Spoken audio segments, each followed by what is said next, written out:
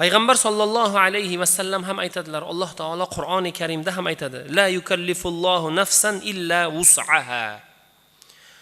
Alloh taolo hech qachon bir jonni toqatidan tashqari muammolarni, qiyinchiliklarni ularni ustiga taklif qilib yuklatmaydi. Alloh taolo bizni ustimizga qaysidir musibat kelgan. Otamiz vafot etdi, qizimiz kasal, masalan.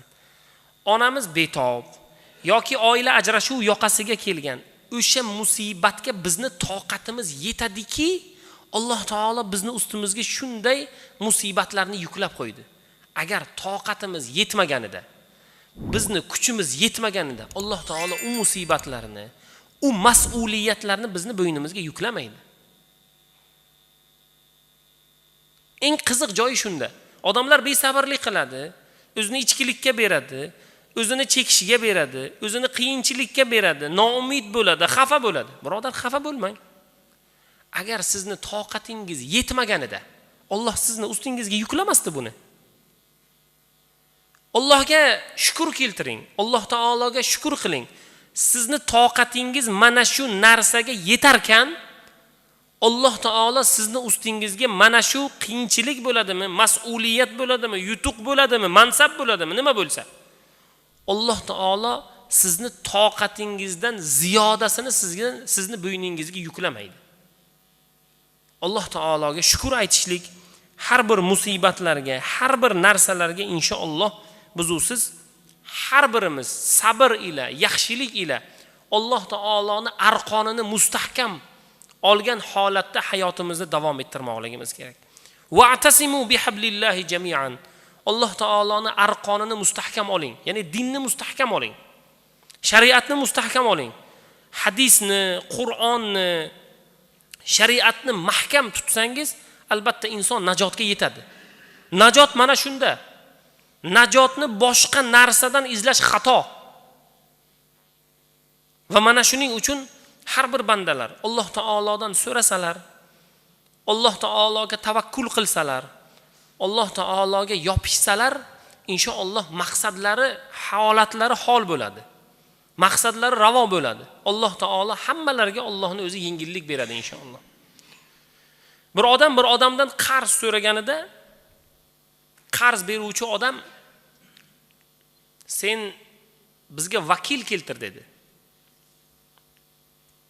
U odam aytdi, vakilim Alloh.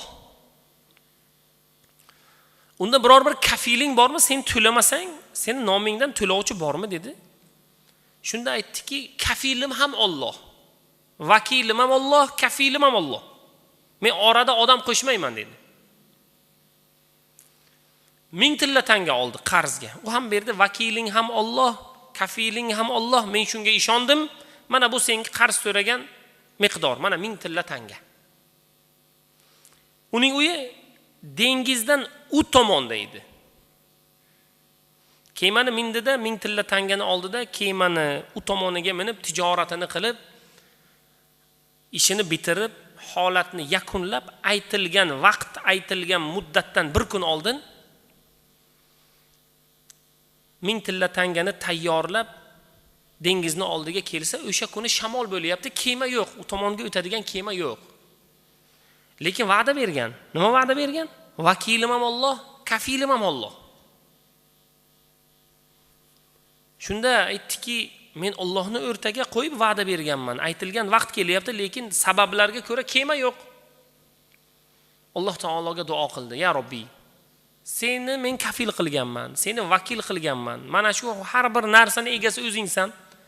Dedi-da, bir to'nkani oldi, bir taxtani oldi, ichini o'yib, 1000 tilla tangani qo'yib, yaxshilab boylab, suv kirmaydigan qilib, dengizga otib yubordi. Sen bilasan meni kimga berishligim kerak ekanligini. Bu dengiz ham, shamol ham, pul ham, men ham va qarz olgan odamim ham seniki. Dedi-da, dengizga otib yubordi. Bu kun endi aytilgan vaqt kelyapti. Shu odamni men kutib olay degan ma'noda dengizni oldiga qarz bergan odam chiqsa, haqiqatda shamol bo'lyapti. Birorta dengizda kema yo'q, hech kim kelmayapti, lekin qalbida bir noumidlik bor. Axir va'da berdi, Allohni o'rtaga qo'yib, kafilim ham, vakilim ham Alloh dedi. Qanday bo'ladi bu holat dedi. Ozgina kutib turdi. Shamol bo'lyapti. Kutganda ozgina kech kirdi. Kech kirganda mayli endi kelmasa kerak. Boshqa kun kelsa kerak. Lekin Allohni o'rtaga qo'yib ham va'dasini ustidan chiqmadi degan xavf qalbida bor edi uni. Endi uyga qaytayotgan edi, dengizning labida bir o'tin turibdi, to'nka turibdi, bir taxta turibdi. Shuncha joyga keldim endi, shuncha kutdim. Uyga quruq bormay, bir hech bo'lmaganda mana shu kelgan o'tinni olib boray degan ma'noda o'tinni oldida ko'tardida uyiga jo'nadi. Uyiga jo'natsa, o'tinni quritib ichini ochsa, boltasi bilan bir ursa, ichidan pul, o'sha 1000 tilla tanga. U o'yladiki, demak kel olmadi. Mana shu bilan tavakkal qilib Alloh taoloni o'rtaga qo'yib mana shuni yuborgan, mengacha keldi endi bu. U joyda u tijorat qilgan ovora haqqoniy ravishda uning qo'ligacha o'zi yetib bordimi yoki yo'qmi u? Yana 1000 tilla tanga oldida beliga bog'ladida, shamol tingandan keyin kemaga o'tirib uni uyiga keldi va aytdiki, birodar, men sizdan Allohni o'rtaga qo'yib olgan pulim mana. Uzr so'rayman, kema yo'q edi, shamol bo'ldi. Bugun mana kemalar yurishni boshladi, men sizga pulingizni keltirib beryapman. Deganda u aytdiki, men siz yuborgan pulni oldim. Siz to'nkani ichida siz yuborgan ekansiz, o'sha kuni aytilgan vaqt, aytilgan muddatda olganman. Bunisi ortiqcha olib qo'ying o'zingizga dedi. U odam aytdi, men yuborgandim, lekin ishonmadimki, siz uni olgansizmi, uni qabul qilgansizmi, sizgacha yetib kelganmi yoki yo'qmi? Degan ma'noda men o'zim yana pul ko'tarib keldim dedi. Yo'q, aytdiki, u men olganman, oramiz ochiq. Bu pulingizni ola olmayman dedi. Haqiqatda insonning maqsadi mana shu.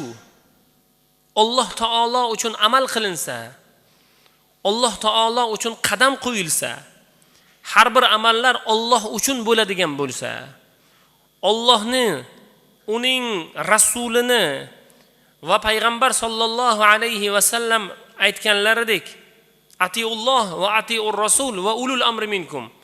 Allohga ibodat qiling, itoat qiling, payg'ambarga ergashing va o'zlaringizdan bo'lgan rahbarlar, ularni gapiga itoat qiling degan shariatni biz usiz mahkam tutsak inshaalloh,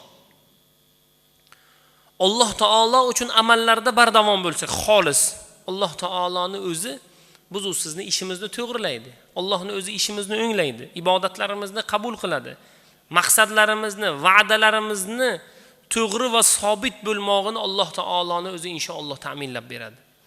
Mana shuning uchun bugungi kunlarda Alloh taoloni o'zi yaxshiliklar bersin, fazilatlar bersin, barakot bersin. Alloh taologa chin ma'noda ibodatlar qilishligimizni Robbim nasib aylasin. Bugun aytayapmiz, payg'ambar sollallohu alayhi va sallamning hadislarini obro'sizlantirishlik. Payg'ambar sollallohu alayhi va sallamning bizlarga buyurgan buyruqlariga e'tiborsizlik qilishlik juda xato. Musofirman deydi, sunnatni o'qimasam bo'ladimi deydi. Ha, bo'pti, bo'ladi. Lekin birodar, tog'ga dam olishga boryapsiz. Qanday sunnatni o'qimaysiz siz? Nimaga o'qimasligingiz kerak? O dam olishga borgansiz-ku. Musofir bo'lsiz, ishingiz og'ir, vaqtingiz tig'iz. O'zi bir mushkila va musibat bilan musofirchilikka chiqqansiz. Unda mayli.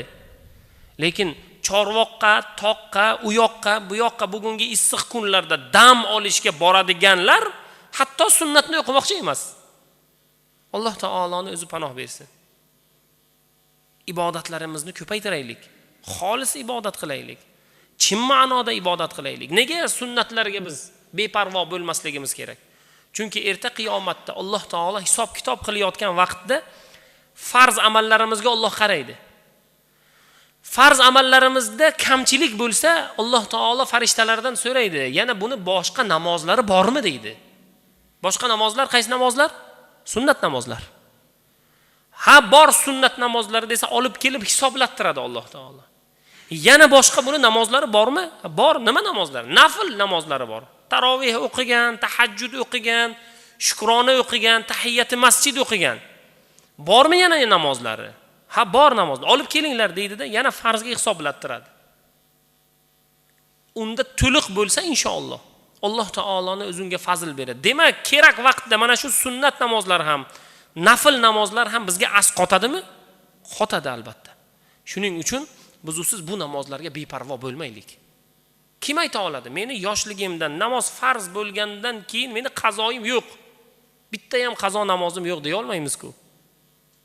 Shuning uchun bugun namozlarda mustahkam bo'ling. To'yinki u sunnat bo'lsin, to'yinki u nafil bo'lsin, to'yinki u tahiyyati masjid bo'lsin, to'yinki u shukr vuzu bo'lsin, to'yinki shomdan keyin o'qiydigan namozlar bo'lsin, farqi yo'q.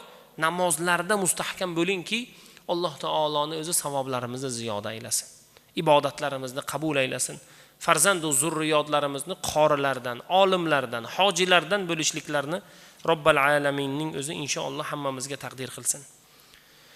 Siz aziz jamoatdan birodarimiz Muzaffar aka duo talablar, Alloh taolo tijoratlariga, oilalariga barakot bersin.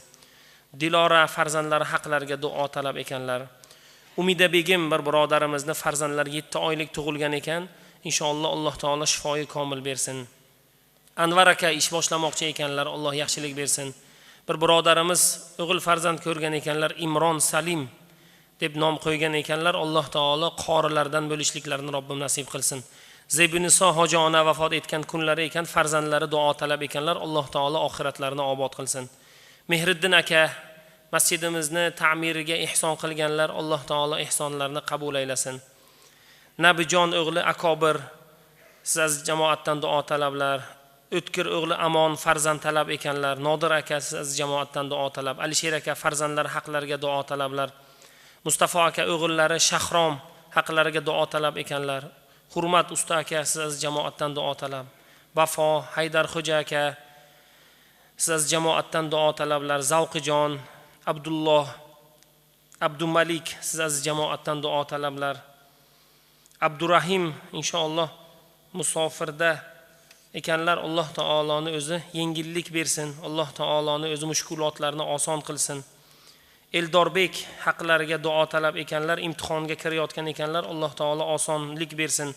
Farruxjon mushkullarini oson bo'lishligi haqqiga duo talab ekanlar. Alloh taolo barcha duo talablarimizni, duolarini ijobat aylasin. Musofirlarimiz borlar. Urgutdan, Samarqanddan, Termizdan kelgan birodarlarimiz borlar. Alloh ularni safarlarini bexatar, qadamlarini qutlug' bo'lishligini Robbim nasib qilsin. Bizni kuzatib turuvchilar, bizlar bilan hamnafas bo'layotganlar, musofirdagilar va ularning barcha qalblaridagi orzu niyatlarini Alloh o'zing bilguvchiroqsan. Alloh taolo hammalarini mushkulotlarini oson, fazilatlarini baland, martabalarini yuqori, niyatlarini ijobat ayla. Amin. Hasbiyallohu ni'mal vakil, ni'mal mawla va ni'man nasir bi rahmatika ya arhamar rohimin. Allohu akbar.